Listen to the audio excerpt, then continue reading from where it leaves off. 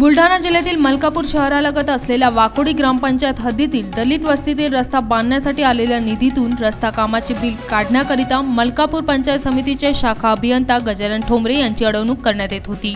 अखेरीस बिल काढण्यासाठी पैशाची मागणी त्यांच्याकडून झाल्याने शाखा अभियंताची लाचलुचपत विभागाकडे तक्रार करण्यात आली।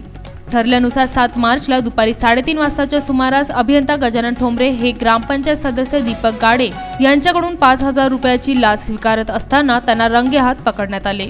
लाचलुचपत प्रतिबंधक कार्यालय अकोल्याचे निरीक्षक ईश्वर चव्हाण यांच्या पथकाने ही कारवाई केली।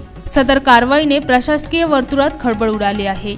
तक्रारीमध्ये त्यांनी नमूद केले होते की आरोपी गजानन ठोंबरे कनिष्ठ अभियंता पंचायत समिती मलकापूर जिल्हा बुलढाणा हे तक्रारदारांनी त्यांच्या दलित वस्तीमध्ये ग्रामपंचायत वाकोडी अंतर्गत त्यांच्या दलित वस्तीमध्ये जे सिमेंट रोडचे बांधकाम केलेले आहे, सिमेंट रोडचे जे कामकाज केलेले आहे त्याचे पूर्णत्वाचे प्रमाणपत्र घेण्यासाठी आरोपी त्यांना 5,000ची लाचेची मागणी करीत आहे। अशी तक्रार घेतल्यानंतर पंचासमक्ष तक्रारीची पडताळणी करण्यात आली असता त्यामध्ये आरोपीने तक्रारदारास 5,000 रुपयाची लाचेची मागणी केल्याचे निष्पन्न झाले। वरून देवानंद सानप, ब्युरो रिपोर्ट, कृषी प्रधान टीव्ही बुलढाणा।